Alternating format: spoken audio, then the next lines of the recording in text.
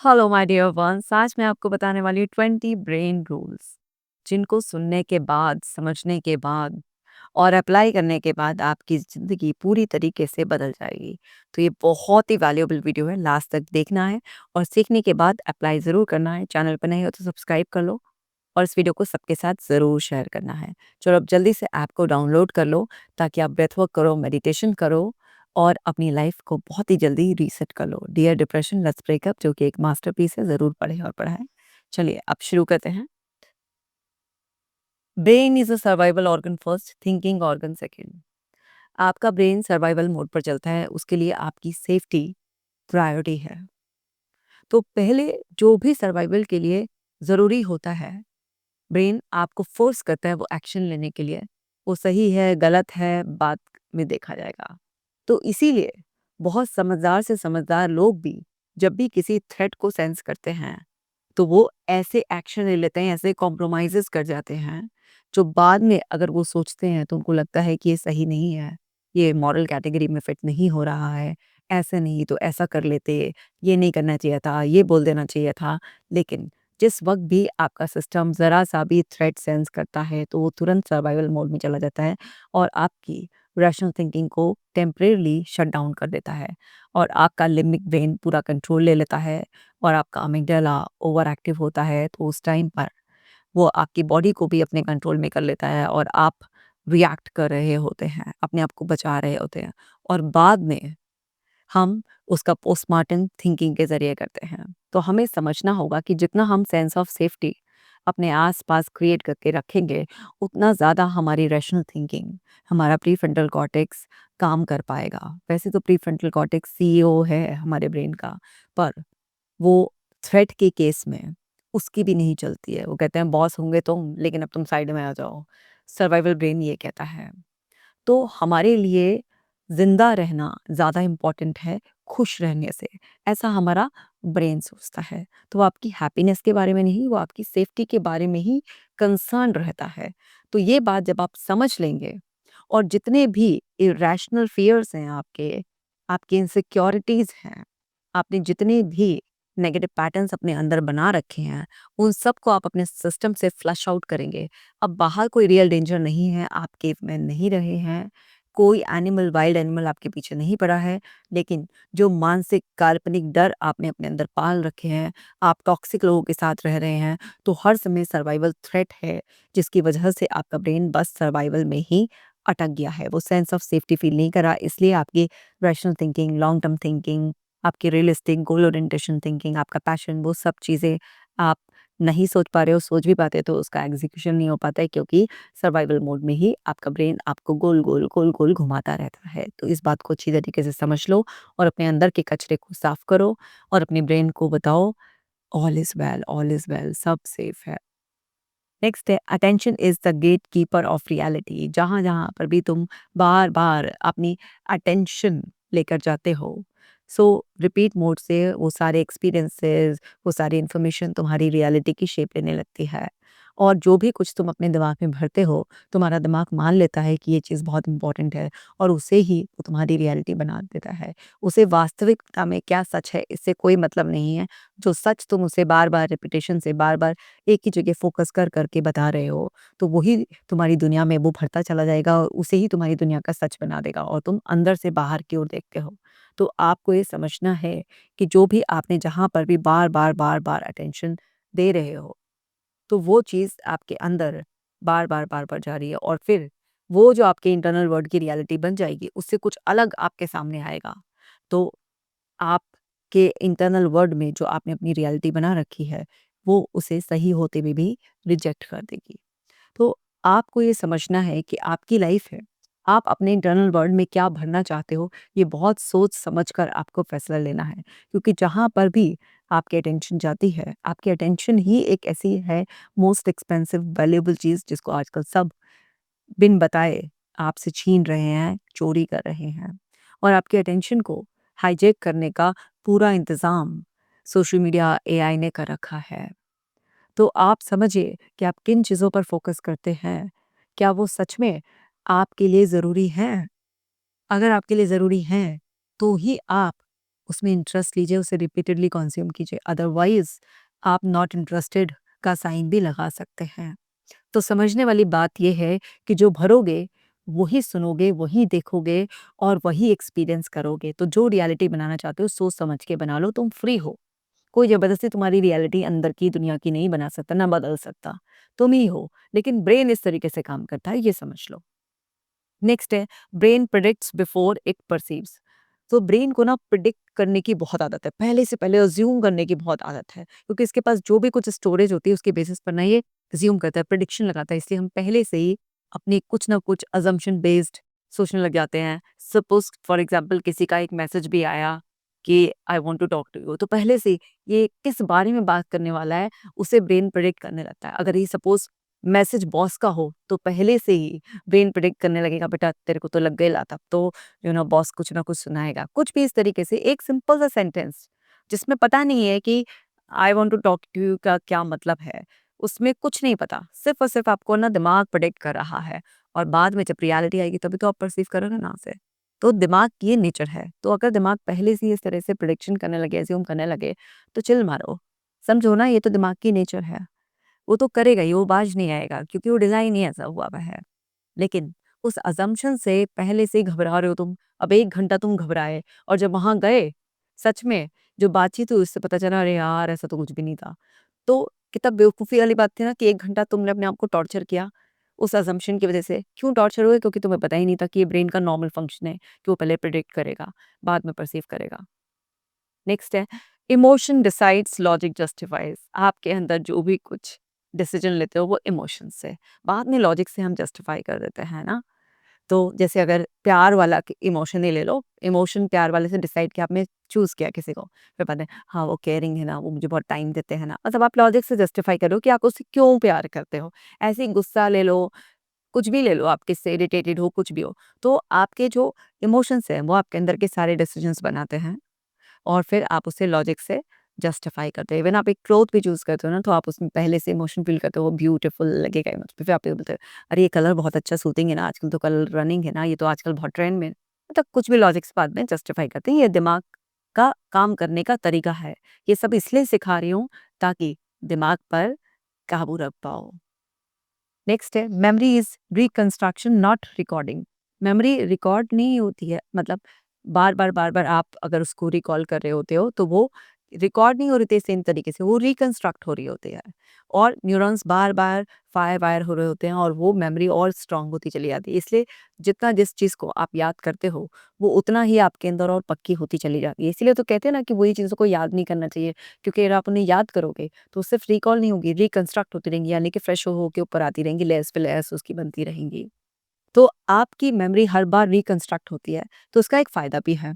आप जब चाहे अपनी मेमोरी को एडिट कर सकते हो, आप उसकी कुछ डिटेल्स चेंज कर सकते हो और आपके ब्रेन को कहीं से भी वो वेरिफिकेशन करके नहीं लाएगा कि जो अब आप एडिट मार रहे हो, वो सही है कि गलत है। क्योंकि तुम ही मालिक हो अपने अंदर की दुनिया के, तुम जब जो चाहे चेंज कर सकते हो। जैसे हम अपने घर के इंटीरियर चेंज करते रहते हैं ना, तो ऐसे ही आप अपने अंदर की कुछ भी इन्फॉर्मेशन को चेंज कर सकते हो। तो आप जब भी कोई ऐसी अनप्लेज़ेंट मेमोरी को रिकॉल कर रहे हो, तो आप उसमें अपना नया वर्ज़न डालकर, आप उसमें नई इंटरप्रिटेशन डालकर उसको एडिट मार दो। और जिस तरीके से आप एडिट मारोगे, तो ब्रेन उसी नई रिकंस्ट्रक्टेड मेमोरी को पकड़ लेगा। नेक्स्ट है,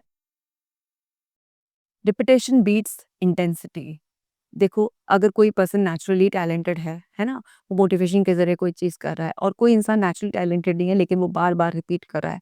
तो रिपीट करते-करते, प्रैक्टिस करते-करते, डिसिप्लिन डेवलप करते-करते ना, वो इतना ज़्यादा ट्रेन्ड हो जाएगा कि नेचुरली टैलेंटेड इंसान से भी कहीं ज़्यादा अच्छा परफ़ॉर्म कर सकता है। तो जो भी रिपिटिशन होता है, जितना आप रिपिटिशन करते हो किसी भी चीज़ का, वो उतनी इंटेंसिटी बिल्ड करती चली जाती है, उतना ही उसको स्ट्रेंथ करता चला जाता है। तो कोई भी अगर आपको अपनी हैबिट बनानी है, अपनी एनर्जी को सेव करने के लिए या आपको कोई भी चीज़ अपने अंदर रिप्रोग्राम करनी है, तो रिपिटिशन से ब्रेन को ना बहुत स्ट्रेंथ मिलती है। तो रिपिटिशन आपको करते रहना चाहिए, पर उन चीज़ों का मत कर लेना जो नहीं चाहते हो।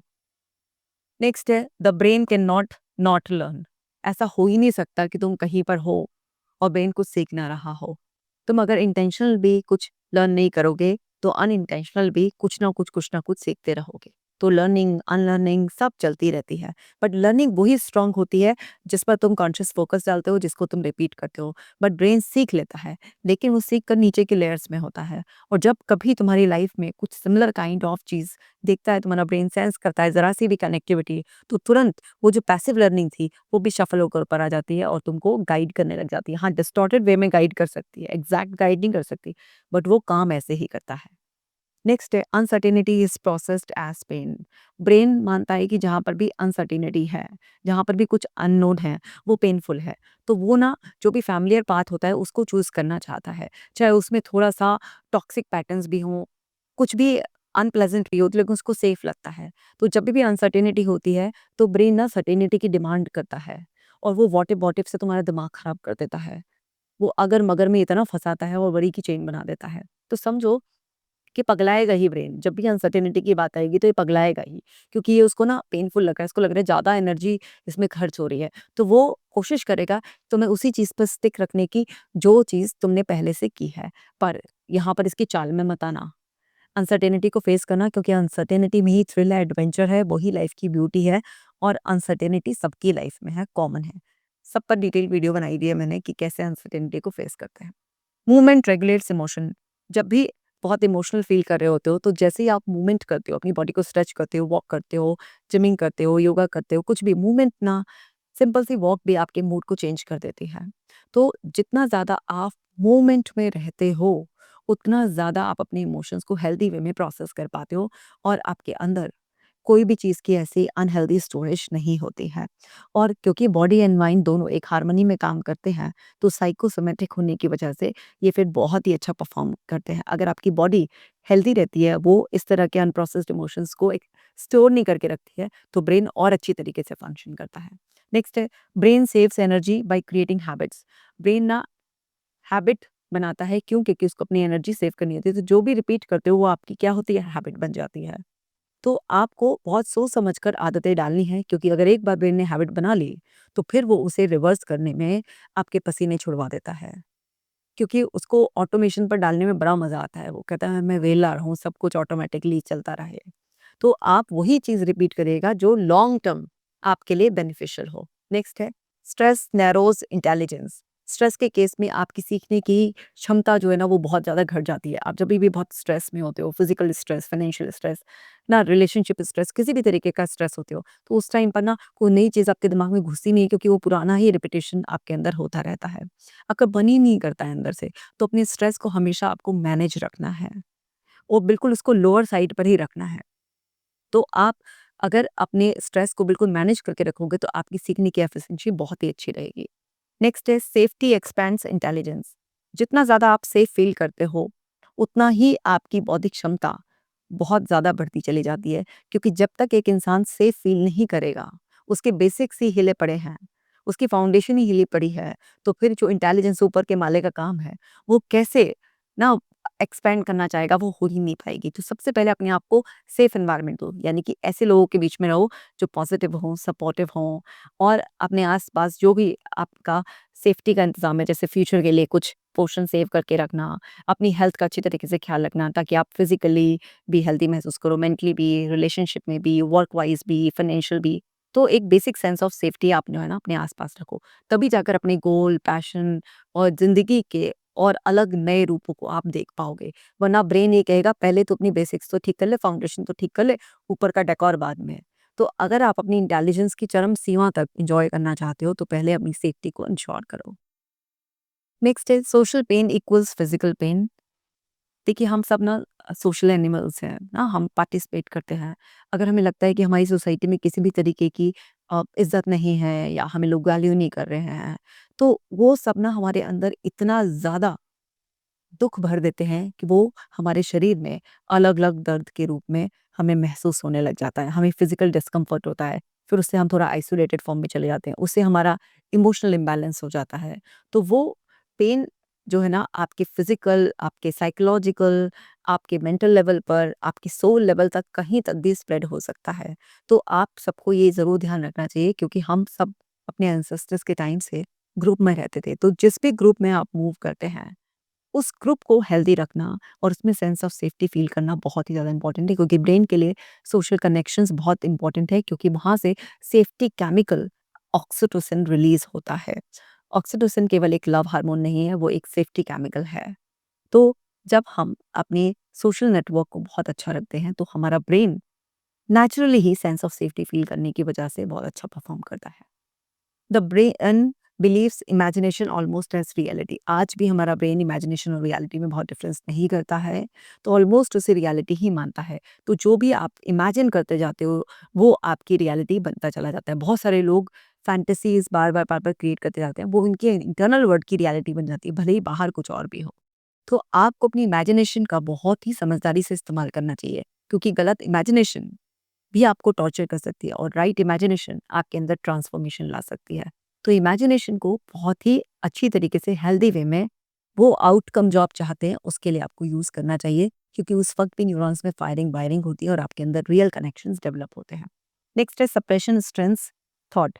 जितना आप सप्रेस करते चले जाते हो उतना वो चीज़ आपके अंदर डिप्रेशन, एग्रेशन और तरह-तरह के नेगेटिव इमोशन पैदा करती है और उससे डिस्टॉर्टेड थिंकिंग होती है। फिर उससे अनहेल्दी इमोशंस फील होते हैं और वो सप्रेशन ब्लास्ट होता है एक दिन। तो आपको सप्रेस नहीं करना है, क्योंकि वो सारी सप्रेस्ड एनर्जी, क्योंकि इमोशन क्या है? Energy in motion. तो वो सारी सप्रेस्ड एनर्जी आपकी पूरी बॉडी में स्टोर हो जाती है और वो स्टोरेज ना आपको टॉर्चर करती है। आपकी बॉडी फिर ब्रेन तक सिग्नल ठीक तरीके से नहीं पहुँचाती है और आपका ब्रेन नेगेटिव थिंकिंग के लूप में, फॉग में, नमनेस में इस तरीके से फँस जाता है। नेक्स्ट 5 रूल्स और बचे हैं। ये है नेमिंग इमोशन रिड्यूसेस इमोशन। जब भी आप कोई बहुत इमोशन फील कर रहे होते हैं, तो आप हमेशा उनको नेम दें कि इरिटेशन है, फ्रस्ट्रेशन है, एंगर है। क्योंकि आप नाम देकर ना उनको स्पेसिफिकली एड्रेस कर पाते हैं, उनकी इंटेंसिटी कम हो जाती है और आप महसूस करते हैं कि आप उन्हें बहुत ही हेल्दी वे में प्रोसेस कर पाएँगे। इमोशन को आपको फील कर पूरी तरीके से रिलीज़ कर देना है और आप इमोशन को कभी भी नहीं दबाएँ, क्योंकि इमोशनल सप्रेशन आपको बहुत ही ज़्यादा टॉर्चर करता है। आपके कॉन्फिडेंस के सेंटर को, सोलर प्लेक्सस को बिल्कुल बर्बाद कर देता है और फिर आपकी बॉडी रिएक्ट करती है बिना किसी एक्चुअल थ्रेट के भी। तो इसलिए आपको इमोशंस को बीम करके उन्हें टेम करना है और रिलीज़ करना है। नेक्स्ट है the brain updates only through experience not information. अगर आप अपने ब्रेन को अपडेट करना चाहते हैं तो एक्सपीरियंस देने पड़ेंगे। ये नहीं कि मैंने ये सुन लिया, मेरे को ये पता चल गया तो अब मेरे ब्रेन में चेंजेस हो गए। बहुत सारे लोग मेरे पास जब ट्रीटमेंट के लिए आते हैं तो पहले से भी उन्हें एआई से, गूगल से, यूट्यूब से बहुत इन्फॉर्मेशन होती है, लेकिन वो चेंज नहीं होते। क्यों? क्योंकि उसका इम्प्लीमेंटेशन नहीं होता। वो एक्सपीरियंस नहीं लिए हुए होते हैं, इस वजह से वो चेंज नहीं होते। तो ब्रेन केवल अपडेट कब होता है? जब आप एक्सपीरियंस में यानी कि एक्शंस ही अपडेट करते हैं। एक्शन से इमोशंस ट्रिगर होते हैं और रीवायरिंग होती है आपके अंदर। फिर आपके थॉट्स अपने आप ही चेंज हो जाते हैं, सब कुछ अपने आप बदल जाएगा, बट बिना एक्सपीरियंस के कुछ नहीं बदलता ब्रेन में। जो न्यूरोप्लास्टिसिटी पर मैंने वीडियो बनाई भी है, वो सब इसी पर कॉन्सेप्ट है कि जब आप नए एक्शंस लेते हैं, नए थॉट प्रोसेस से, तो आपके अंदर नए केमिकल कनेक्शंस बनने लग जाते हैं। नेक्स्ट है स्लीप रीऑर्गेनाइजेस आइडेंटिटी। आपके लिए स्लीप बहुत इंपॉर्टेंट है, क्योंकि स्लीप में ही सारा सिस्टम से क्या फ्लश आउट करना है, क्या अच्छे से सेटल करना है, ये सारा काम होता है। तो आपका स्लीप एक साइकिल, आपको स्लीप हाइजीन बहुत अच्छे से फॉलो करनी है अगर आप अपनी ब्रेन की हेल्थ को बहुत अच्छा रखना चाहते हैं। जितनी आपकी पुअर क्वालिटी स्लीप होगी उतना आपका ब्रेन का फंक्शन बहुत ही ज़्यादा पुअर होगा और आप चाहेंगे बहुत कुछ, कर कुछ नहीं पाएंगे। आपकी बॉडी की हेल्थ भी बिल्कुल ख़राब हो जाएगी। ऑलरेडी मैंने स्लीप पे बहुत सारी वीडियोस बनाई हुई हैं, देख लेना। Meaning regulate suffering. जब आप किसी भी चीज़ को मीनिंग देते हैं ना, तो वो जो सफरिंग होती है ना, वो रेगुलेट होना स्टार्ट हो जाती है। देखिए, अच्छे बुरे एक्सपीरियंस लाइफ का पार्ट है, लेकिन हम उसको क्या मीनिंग देते हैं, ये बहुत इंपॉर्टेंट है। तो ब्रेन अपने आप मीनिंग नहीं देगा, ब्रेन आपसे मीनिंग सीख करेगा। अगर आप मीनिंग नहीं देंगे, तो जो प्रीवियसली जो आपका मीनिंग देने का स्टाइल है, ब्रेन उसी पैटर्न पर कुछ मीनिंग अपने आप ही निकाल लेगा और ज़रूरी नहीं है कि वो रियल मीनिंग हो और वो सफरिंग भी क्रिएट कर सकता है। तो आप हमेशा किसी भी चीज़ की जो इंटरप्रिटेशन है, मीनिंग है, जो स्टोरी अटैच कर रहे हैं, बी माइंडफुल अबाउट इट कि आप उसको बहुत अच्छी तरीके से करें, क्योंकि अगर आप उसको राइट तरीके से एसोसिएट नहीं करेंगे तो आपका ब्रेन जो मीनिंग आपका खुद निकालेगा या आपने अगर उल्टा सीधा मीनिंग दे दिया है तो उससे सफरिंग क्रिएट करता रहेगा और बार बार थॉट्स के रूप में, फ्लैशबैक्स के रूप में, इमोशंस के रूप में आपको टॉर्चर करता रहेगा। नेक्स्ट है the brain changes when prediction repeatedly fails. Brain तब चेंज होता है जब प्रिडिक्शन रिपीटेडली फेल होते हैं। जैसे ओसीडी वाले हैं, फियर वाले हैं, वो क्या है कि उनको लगता है कि ऐसा हो जाएगा, वैसा हो जाएगा।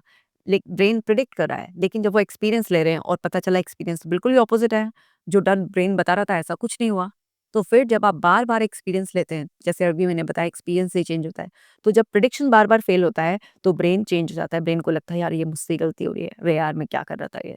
तो वो वहाँ पर वो मीनिंग जो है, वो एक्सपीरियंस जो है वो अपडेट कर देता है और फिर उसकी प्रिडिक्शन चेंज हो जाती है। पहले वो बता रहा था ये अनसेफ है, फिर वो बोलता है ये सेफ है।